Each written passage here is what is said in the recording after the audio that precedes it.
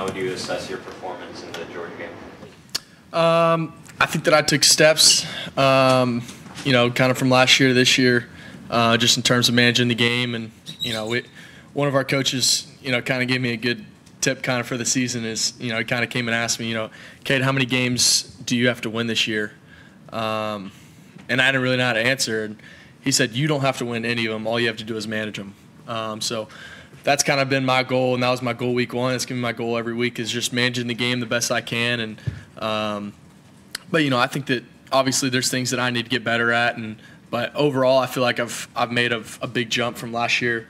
But that doesn't really matter if I don't go do it again this week. So just trying to go be the best I can and go be even better than I was last week. Because at the end of the day, it doesn't really matter how good I do or anybody or any individual does if we don't come out with a win. So that's the main thing that really matters. You say you need to be better. What are some of the specifics you're talking about? There's two plays where I kind of scrambled a little early. I think that was one of the biggest emphasis that I put on myself is just hanging in the pocket, and I think that I did a pretty good job of that all game of kind of finding guys when I needed to and making a play. But not forcing it, but maybe trying to find a way to go get a few yards with my legs when I can. It's never something that you want to really force, but something that when opportunity comes, kind of letting my legs help us out a little bit. I'd say that's definitely one of the big ones for sure. And then, but I think overall, kind of my worst things I was at last year, I feel like I did a great job of kind of managing those, or a better job this past week. So just hoping to go do that again. We were talking about the ACC kickoff, just being a quarterback at Clemson and just all the noise and just dealing with all of that. I mean, after a game like that, how do you manage the noise and how much better do you feel like you can having been through a year as quarterback? Yeah, I definitely feel better at it this year than I did last year, just because I've done it before. And it starts with just kind of shutting off all social media after a win or a loss, right? Because, they're going to praise you when you're doing great and hate you when you're doing bad. So just turn all that off is big, and just listening to the people that, are in this building and listen to, my coach's opinions more than anybody.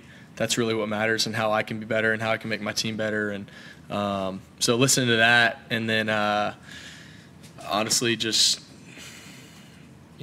talking to the leaders of the team and focusing on that and not talking to anybody I don't really need to be talking to, and giving much attention to people that I don't need to be giving attention to. So, and that was something that I learned, in a few losses last year that, I kept doing that when we started winning. It's not like when we started going on a stretch and started winning big games and stuff last year that, all of a sudden, I downloaded social media and started to see all this stuff and talking to people and trying to get all that. No, in order to, truly be successful, you got to clear all that out all the time. So that's been something that, obviously I've done the last couple of days, and I feel like, I've been way more clear-headed in a sense of after a loss like that and coming back to work on Sunday, Monday, and Tuesday, and now Wednesday. So that kind of answered that. What has been the message among the leaders of this team this week? It's a long season ahead. And our focus is on a great team coming into Clemson this week, coming to Death Valley. App State's a team that, they've beat. I think it was Coach Swinney said they've beat a ranked team. What was the last 3 years? 3 years in a row. So, to have a team like that come in, it's you can't overlook a team like that. It's a great team, and they won their conference last year, and so. Just really focus on them. But kind of the message has been, hey, we've got everybody we need. We've got all the talent we need, but just fine-tuning those details and in certain spots. But it's kind of like it's not like we're missing something. I feel like we have everything we need, and just got to go execute. And but just. A couple of guys have said it, and it's weird to hear probably from y'all's point of view, but I remember Tristan saying it first. It's like, hey, I believe in this team more now than I did before the game. because, we're sitting there at halftime neck and neck, and obviously, offensively we didn't want to play the way we wanted to, but we were still putting drives together. And then, we'd get a penalty or just some bad play, and we'd put another drive together, penalty, bad play, another drive. And but we're neck and neck with, the number one team in the country, and, they made plays that we didn't make on Saturday that we need to make, and they made them. So that's kind of the confidence that we have in the team is, hey, we can hang with those guys. We've got to hang with anybody, and just confidence going into the rest of the season. So.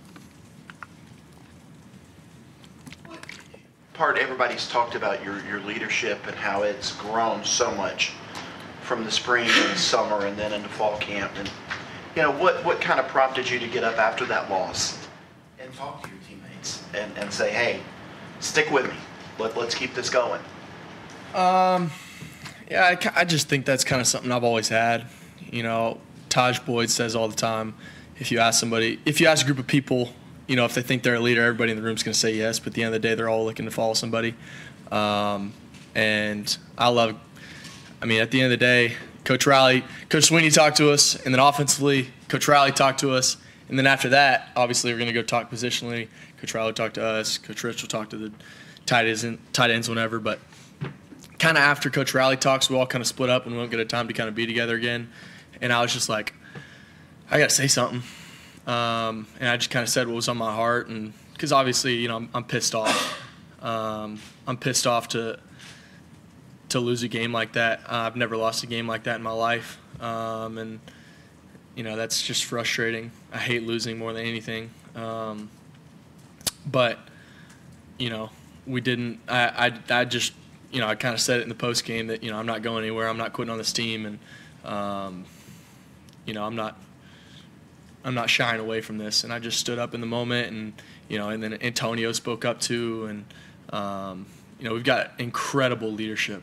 We really do. Like I've never experienced leadership in so many different spots, like a team like we have now, and that's going to show in the good times and the bad. So just really proud of those guys and the way they've stood up and been practicing the last 2 days. So.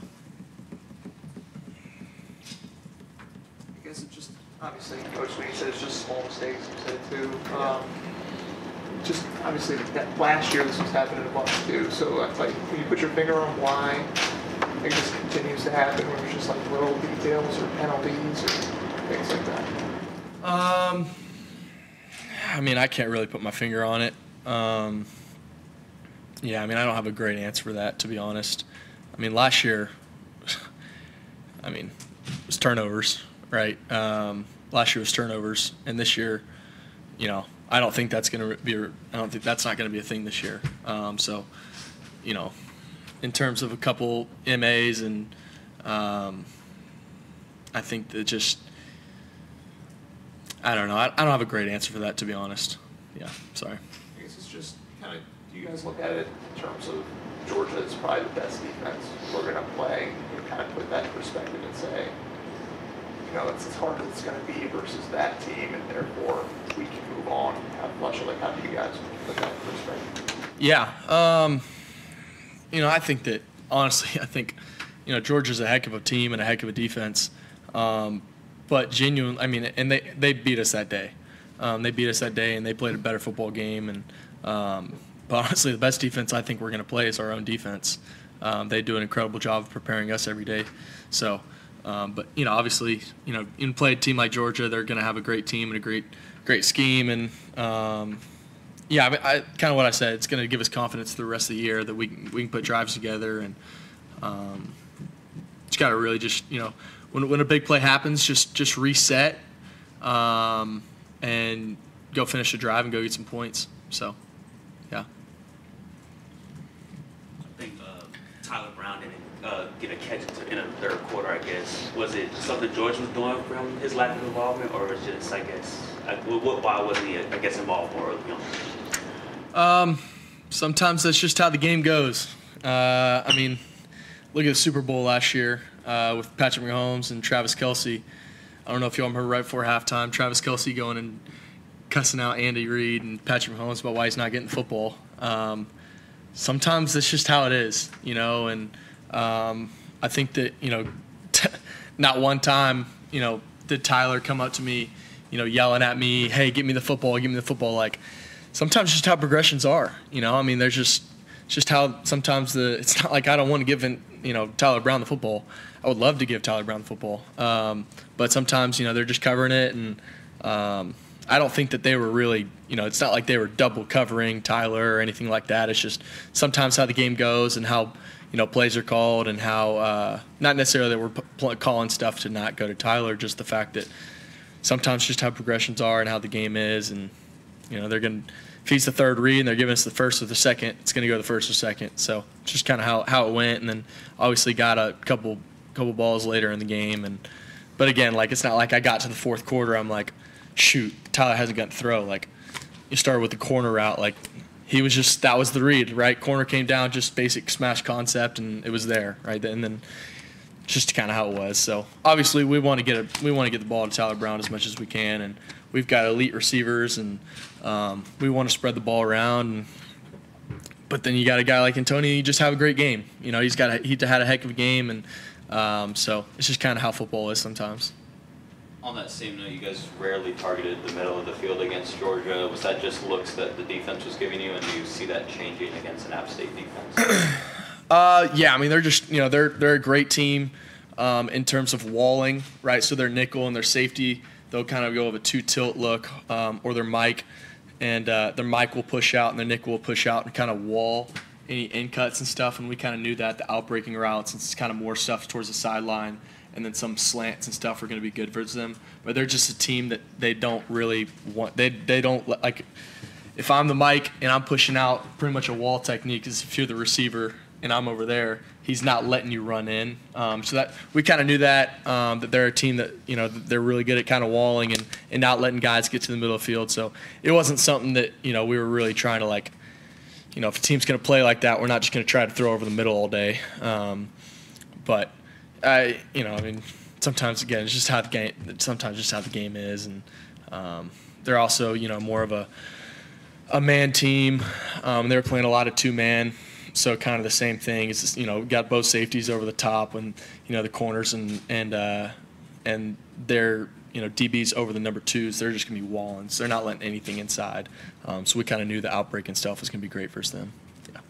On the topic of play calling, how do you feel like just the way plays were called just for the Georgia game in the beginning of this season kind of affected maybe the outcome of that game, or just a look different from the past season into this season? I thought Coach Riley did I like the way we called the game. I like starting with the ball, and obviously wish that first 3 plays of the game we just stopped ourselves. I thought that my worst play of the game was the first play of the game. Just short-armed it. If you've ever played quarterback before, it's sometimes the short little easy dunks are just a little bit short-arm-ish. But I think that I thought he did a great job calling the game, and I mean, you can't put it on Coach Riley when we're doing self-inflicted stuff that he can't control on the field, like a guy being off the line or stuff like that. So just kind of stuff that player wise, some of our guys just got to just really fine-tune our details. So, but I've been loving Coach Riley. I thought we had a great game plan, and obviously just a couple things that we'll just keep working on. And but yeah. What have you seen from the App State defense after watching film on them? Yeah, they're a very well coached, very well disciplined team. Sorry. I mean, yeah, a great, just kind of very, very disciplined team. They're not the biggest guys in the world, but they're very physical and they're very active up front. Playing that 3 down front, and guys are gonna, they're gonna play the whole game with everything they have, and we know that they're gonna come in here with everything they have, and they're gonna give everything they got, and we're gonna go do the same. But they're just guys that they're gonna fight their butt off the whole game, and they're not scared of anyone, and that's a team where you got to go give it your all, because you don't want to end up like one of those teams the last 3 years. So you got to go give it your all, and just keep fighting until the very, very last play, because they're going to be. And But just, they've got some great players on the other side and great players on offense. Obviously, their offense is, explosive and got a great quarterback. So, it'll be a. I think Coach Riley's going to do a great job, calling this game. It's going to be great. Any questions for Cade virtually? Anybody else in the room? In terms of the offensive line, Matt Luke, first game, what'd you like from the offensive line? I thought they did great. In terms of, first of all, to let up no sacks against the number one defense in the country is incredible. Technically we had 2 sacks on paper. The first sack, they brought 7, and the 7th guy's mine, and I got to find a way to get rid of it. But they covered up their guys, and I got to find a way to get rid of it. Kind of the one that I scrambled out left and got sacked as I was throwing it. They had a great call on that play. We had a shot called, and if you sit back and watch it, Antonio was coming wide open on a wide open on a corner route. So that one you're like, dang, wish I had another second or two, and they didn't bring that nickel. But and then the other one, there's 2 seconds on the play clock on 3rd and 22, and end up just having a draw. If you know anything about football, there's not a lot of great calls in 3rd and 22. So on your own 20-yard line. So just kind of had a little swing route. Probably could have thrown it to Phil right there, but end up just kind of having a draw, and it was a designed run, and they just kind of covered it up well with their twist. So I'm really proud of them, and I'm really proud of them sticking together. Obviously with Marcus coming out halfway through the game, I think we came in and just kind of kept it going. But in terms of, run the ball, just got to keep, putting hats on people and getting those yards. But I thought throwing the ball, I feel like, I kind of feel like I had all day back there. So really proud of them, and they've been working. So proud of them. It's the first home game, and Deborah spoke a little bit this week about you only get 7 of these games. So kind of what's your mindset going in as a leader of this team? What was the last part? What's your mindset going in just as a leader of this team?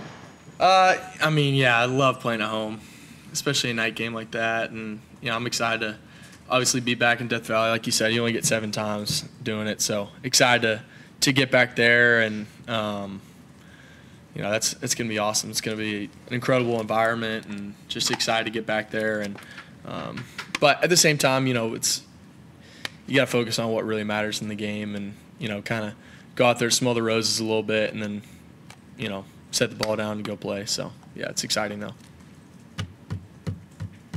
Anybody else for Cade? Hey, Cade, I've got one virtually, sorry. Chapel with the state. Dabo talked about how at least the coaching staff kind of uses a touch chart to monitor receiver, running back touches and stuff. How privy to that, if at all, are you as a quarterback in terms of like target shares or everything? And how are you kind of thinking about spreading the ball out personally, like throughout a game as it kind of progresses? I honestly don't pay a ton of attention. Yeah, I said that right. Yeah. Early morning. I don't really pay a ton of attention to that because, if I'm in the, second quarter and, somebody comes up to me and goes, hey, Tyler hasn't gotten a target yet. Well, what that's going to do is I'm going to be on the field and I'm going to be thinking all about Tyler when he might be the 3rd progression on a play, or, if we're in a, if we're in a just 2x2 set and I've got a 1 high side and a 2 high side and they're in 1 high, but he's on the 2 high side. Oh, well, I got to make sure I get Tyler a throw. Well, hey, look, my first progression, was wide open. Why didn't I just go throw that? So now I look back on Sunday and I'm like, dang, now I'm thinking all about Tyler or whatever it is. I'm just using Tyler as an example because I know he didn't get thrown until the last quarter. But obviously you want to get the playmakers the ball and have plays for them to go make plays, especially in space. I mean, you got a guy like Tyler who's elite at everything that he does. So we want to get him the ball as much as we can, but I think it's also great to spread the ball around for sure. I mean, that's what makes it tough on a defense is, when you have a great, not just one great receiver, but a great receiving core all over. right? And you're really getting to spread the ball around. They can't just double cover our single. They truly have to honor, our slot and our other outside receiver and our tight end and our run game, right? Being able to play the pass and the run is tough. So just having to do that. But I don't pay a ton of attention to the actual numbers of how many guys are getting as many targets. I've never even really noticed that. So, yeah, I don't know if that really answered it. Yeah, that was good. Thanks. Awesome. All right. Thank you, Cade. Thanks, guys. Cade Lucas on